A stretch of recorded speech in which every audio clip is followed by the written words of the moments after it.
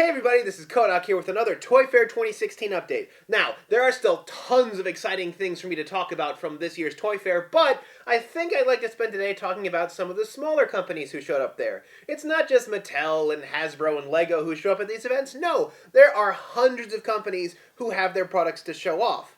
However, Toy Fair 2016 had so much exciting stuff that I'm going to have to divide this video in half. So today I'm going to be talking about all of the awesome kids' toys that came out, and the next time I have one of these videos, it'll be about the more older collectible sorts of things.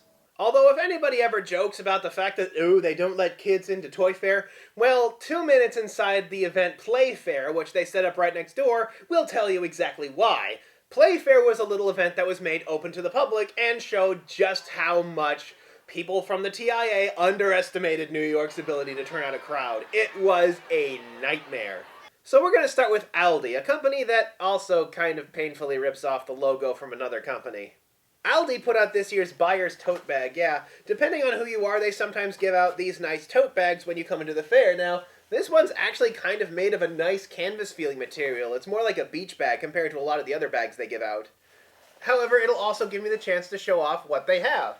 What Aldi makes is the toys for Super Wings, which is a new show showing on NBC aimed at kids, where these planes that can transform go around the world delivering packages and helping people out. It's a really cute concept, and a lot of the toys actually look really fun with all sorts of Transformer gimmicks and some of the smaller racing sets and stuff like that. But the coolest thing Aldi put out this year is something called Infinity NATO. You thought Beyblades were cool? What do you think happens when you take the Shogun Steel gimmick of mashing two blades together and the upcoming Beyblade Burst gimmick of having parts that come off in battle, and you mash them together with an explosion of awesome? You get Infinity NATO, because what Infinity NATO does is not only can you stack the two tops together, but with a strong enough impact in battle, they actually come apart into two still spinning tops. Yeah, they're coming out with this awesome stadium set that not only has this huge, thick arena in it, it also has kind of a cowling to protect you from any kind of explosions that happen during the epic fights these things have. There's also several stunt tops, including some that use a special wire to jump into the arena, and others that do a balancing routine. On top of that, all the parts feel really big, strong, and robust, a whole lot tougher than anything Beyblade put out. You could even say they feel dangerous. However, there's not much information on them, and it'll be a while before they actually come out stateside, but you can bet I'll be on top of them when they come out. Up next, we have Playmates, which I guess it's a bit of a misnomer to say they're a small company, seeing as they still have their own aisle at Toys R Us.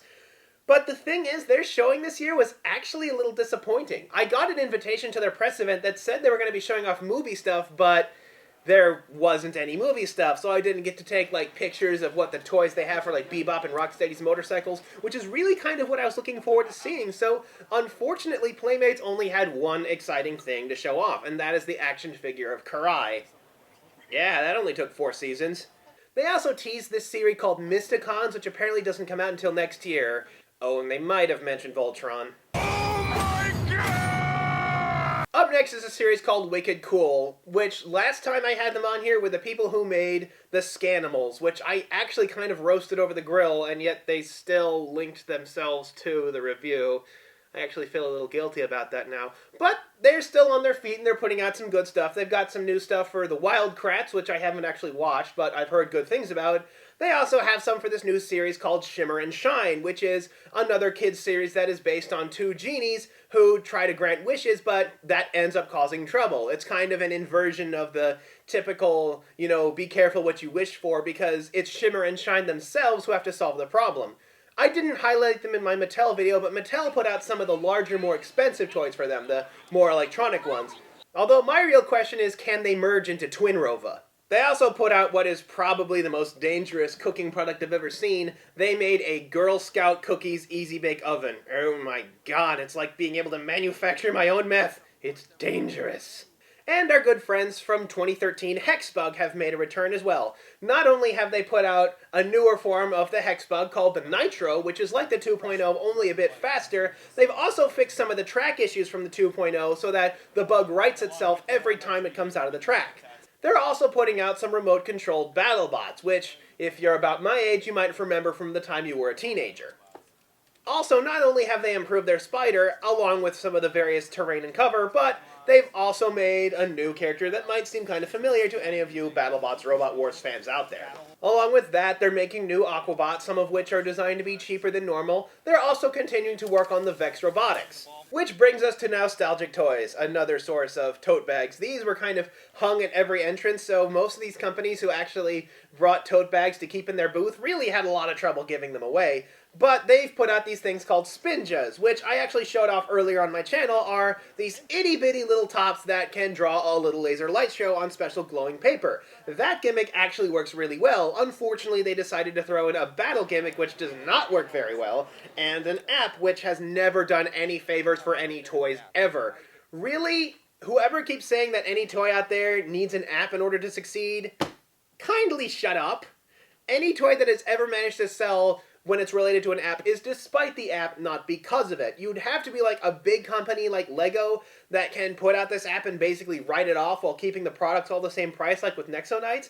Or maybe do something clever like Bandai did with their Dino Charge app that actually lets you earn some coupons to gain discounts on the toys. And today we're going to end with something special. Do you remember the Tech Recon that I showed off a while ago? These big magazine-fed rubber band guns? I actually had enough faith in these things that I helped fund their Kickstarter. Unfortunately, like I said before, they insisted on putting an app in there, which completely killed their price point and wound up killing the brand. However, this company called Psy have created this new kind of rubber band gun that basically learns all the lessons that Tech Recon showed.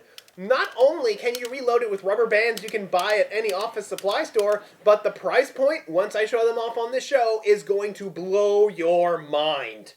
And if there was anything good that came out of Playfair, not only was LEGO better prepared to handle the crowd, but they'd actually set up some of the larger special sets, the Hoth Attack set and the Bat Cave, so I was actually able to get a quick look at those and take some photographs, because unfortunately I couldn't make it into the LEGO booth this year. Ah well, next time I'll come back with some more popular toys, and until next time, this is Kohdok signing off. Stay tuned for more Toy Fair 2016.